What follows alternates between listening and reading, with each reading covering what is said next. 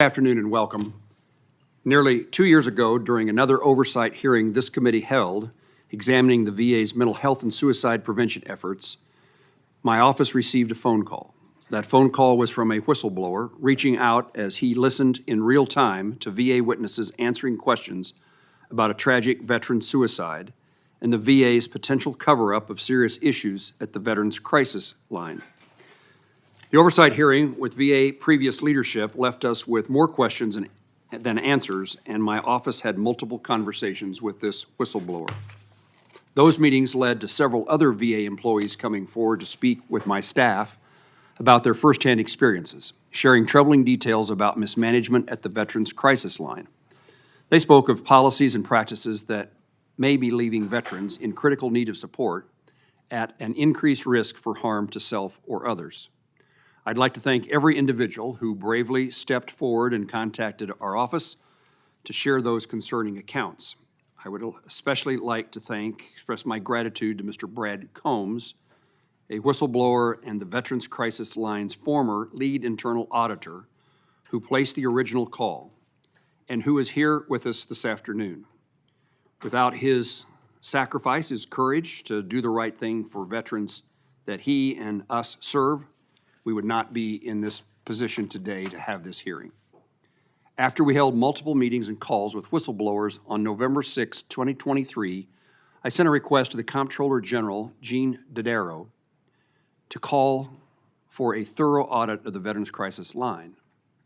I would like to extend my gratitude to him and his team at the Government Accountability Office for their thorough and informative work on this matter. Throughout the past 21 months, my office has worked through hundreds of pages of disclosures, countless hours of interviews, and I am holding this hearing today to release the findings of the GAO investigation and to hear directly from the initial whistleblower, the program's former lead internal auditor. It is my intent that this hearing serve to force action. Real change and improvements require transparency and accountability.